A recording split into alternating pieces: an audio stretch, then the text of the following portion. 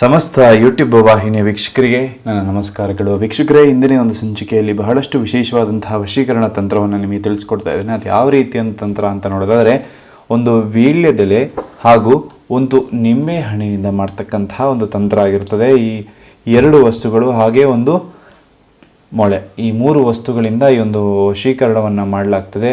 ಬಹಳಷ್ಟು ಪ್ರಸಿದ್ಧವಾದಂತಹ ಒಂದು ವಶೀಕರಣ. ಕೇರಳದಲ್ಲಿ ಬಹಳಷ್ಟು ಈ ಒಂದು ವಶೀಕರಣ ತಂತ್ರವನ್ನು ಉಪಯೋಗಿಸಿಕೊಂಡು ವಶೀಕರಣವನ್ನು ಮಾಡಿಕೊಡ್ತಾರೆ. ಹಾಗೆ ಕೊಳ್ಳೇಗಾಲದಲ್ಲೂ ಕೂಡ ಈ ಒಂದು ವಶೀಕರಣ ತಂತ್ರ ಇಂದಿಗೂ ರೂಢಿಯಲ್ಲಿದೆ. ವೀಕ್ಷಕರೇ, ಈ ಒಂದು ವಶೀಕರಣ ತಂತ್ರವನ್ನು ನಾನು ನಿಮಗೆ ತಿಳಿಸ್ಕೊಡ್ತಾ ಇದ್ದೇನೆ. ಹಾಗೆ ಇದನ್ನು ಯಾವುದೇ ಕೆಟ್ಟ ಕೆಲಸಗಳಿಗೆ ಉಪಯೋಗಿಸೋದಕ್ಕೆ ಹೋಗಬೇಡಿ, ಕೇವಲ ಒಳ್ಳೆ ಕೆಲಸಗಳಿಗೆ ಮಾತ್ರ ಇದನ್ನು ಉಪಯೋಗಿಸಿ.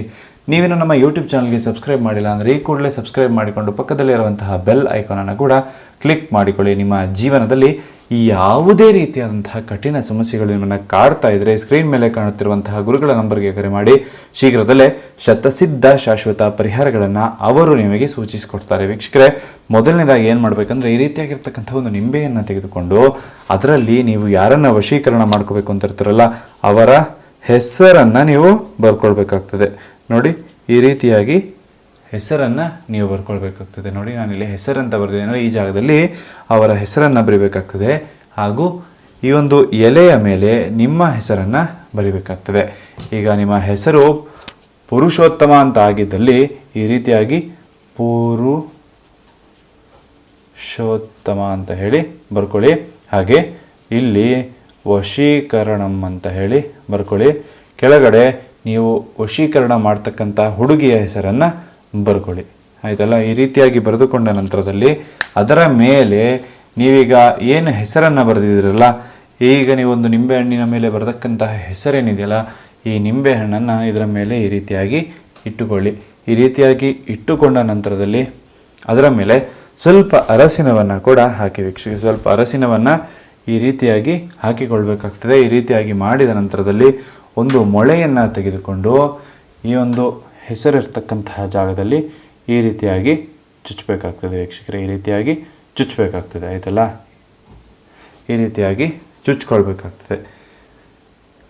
ಇದು ಒಂದು ಟವರ್ನ ಆಕಾರದಲ್ಲಿ ಕಾಣಿಸ್ಕೊಳ್ಬೇಕು. ಈ ರೀತಿಯಾಗಿ ಟವರ್ನ ಆಕಾರದಲ್ಲಿ ಕಾಣಿಸ್ಕೊಳ್ಬೇಕು. ನೋಡಿ, ಇಲ್ಲಿ ನಾನು ನಿಮಗೆ ತೋರಿಸ್ತಾ ಇದ್ದೇನಲ್ಲ ಯಾವ ರೀತಿಯಾಗಿ ಚುಚ್ಚಿದ್ದೇನೆ ಅಂತ. ಇದೇ ರೀತಿಯಾಗಿ ನೀವು ಚುಚ್ಚಿಕೊಳ್ಬೇಕಾಗ್ತದೆ. ಈ ರೀತಿಯಾಗಿ ಚುಚ್ಚಿಕೊಂಡ ನಂತರದಲ್ಲಿ ಬಹಳಷ್ಟು ಶಕ್ತಿಶಾಲಿಯಾಗಿರ್ತಕ್ಕಂತಹ ಈ ಒಂದು ಮಂತ್ರವನ್ನು ನೀವು ಜಪ ಮಾಡಬೇಕಾಗ್ತದೆ. ವೀಕ್ಷಕರೇ, ಹಾಗಂತ ಈ ಒಂದು ಮಂತ್ರವನ್ನು ಯಾವ್ಯಾವುದೋ ಸಮಯದಲ್ಲಿ ಒಂದು ಜಪವನ್ನಾಗಲಿ ಈ ಮಂತ್ರವನ್ನು ಹೇಳೋದಾಗಲಿ ಮಾಡಬಾರ್ದು. ಬಹಳಷ್ಟು ಅಡ್ಡ ಪರಿಣಾಮಗಳಂತಕ್ಕಂಥದ್ದು ಆಗ್ತದೆ. ಅದಕ್ಕಾಗಿ ಯಾವುದೇ ಕಾರಣಕ್ಕೂ ಈ ಒಂದು ಮಂತ್ರಗಳನ್ನು ಯಾವುದೇ ಸಮಯದಲ್ಲಿ ಹೇಳೋದಕ್ಕೆ ಹೋಗಬಾರ್ದು. ಕೇವಲ ನೀವು ಏನು ವಶೀಕರಣ ಮಾಡ್ಕೋಬೇಕು ಅಂತ ಇರ್ತೀರಲ್ಲ ಆ ಸಮಯದಲ್ಲಿ ಮಾತ್ರ ಈ ಒಂದು ಮಂತ್ರವನ್ನು ನೀವು ಜಪ ಮಾಡಬೇಕು. ಆ ಮಂತ್ರ ಏನಪ್ಪ ಅಂತ ನೋಡೋದಾದರೆ, ಚಾಮುಂಡಾಯ ವಶ್ಯಂ ಕಾಯಂ ಕ್ರಿಯಾಂ ವಿಚಾಯೇ.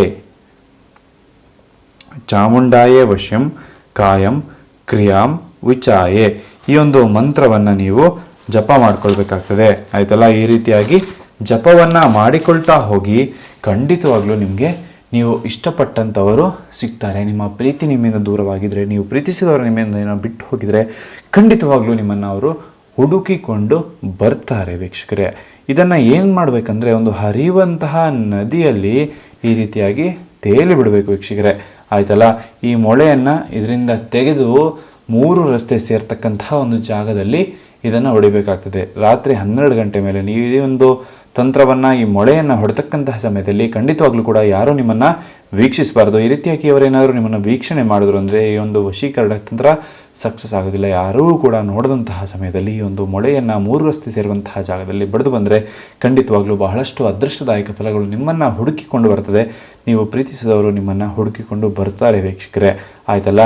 ಈ ಒಂದು ವಶೀಕರಣ ಮಾಡೋದಕ್ಕೆ ನಿಮಗೆ ಗೊತ್ತಾಗಲಿಲ್ಲ ಅಂದರೆ ಖಂಡಿತವಾಗ್ಲೂ ನಮಗೆ ಕರೆ ಮಾಡಿ. ವೀಕ್ಷಕರೇ, ವಶೀಕರಣ ಯಂತ್ರಗಳನ್ನು ನಿಮಗೆ ಕಳಿಸಿಕೊಡುವ ಮೂಲಕ ಈ ಒಂದು ವಶೀಕರಣ ಯಾವ ರೀತಿ ಮಾಡೋದು ಅಂತ ನಾನು ನಿಮಗೆ ತಿಳಿಸ್ಕೊಡ್ತೇನೆ. ಹಾಗೆಯೇ ನೀವೇನು ನಮ್ಮ ಯೂಟ್ಯೂಬ್ ಚಾನಲ್ಗೆ ಸಬ್ಸ್ಕ್ರೈಬ್ ಮಾಡಿಲ್ಲ ಅಂದರೆ ಈ ಕೂಡಲೇ ಸಬ್ಸ್ಕ್ರೈಬ್ ಮಾಡಿಕೊಂಡು ಪಕ್ಕದಲ್ಲಿರುವಂತಹ ಬೆಲ್ ಐಕಾನನ್ನು ಕೂಡ ಕ್ಲಿಕ್ ಮಾಡಿಕೊಳ್ಳಿ. ನಿಮ್ಮ ಜೀವನದಲ್ಲಿ ಯಾವುದೇ ರೀತಿಯಾದಂತಹ ಕಠಿಣ ಸಮಸ್ಯೆಗಳು ನಿಮ್ಮನ್ನು ಕಾಡ್ತಾ ಇತ್ತು ಅಂದರೆ ಸ್ಕ್ರೀನ್ ಮೇಲೆ ನಮ್ಮ ನಂಬರ್ ಬರ್ತಾ ಇದೆ. ವೀಕ್ಷಕರು, ಕರೆ ಮಾಡಿ. ಶೀಘ್ರದಲ್ಲೇ ಶತಸಿದ್ಧ ಶಾಶ್ವತ ಪರಿಹಾರಗಳನ್ನು ನಿಮಗೆ ನಾವು ಮಾಡಿಕೊಡ್ತೇವೆ. ಎಲ್ಲರಿಗೂ ಒಳ್ಳೆಯದಾಗಲಿ, ಎಲ್ಲರೂ ಶುಭವಾಗಲಿ. ಸರ್ವೇ ಜನ ಸುಖಿನೋ ಭವಂತು. ನಮಸ್ಕಾರ ವೀಕ್ಷಕರೇ.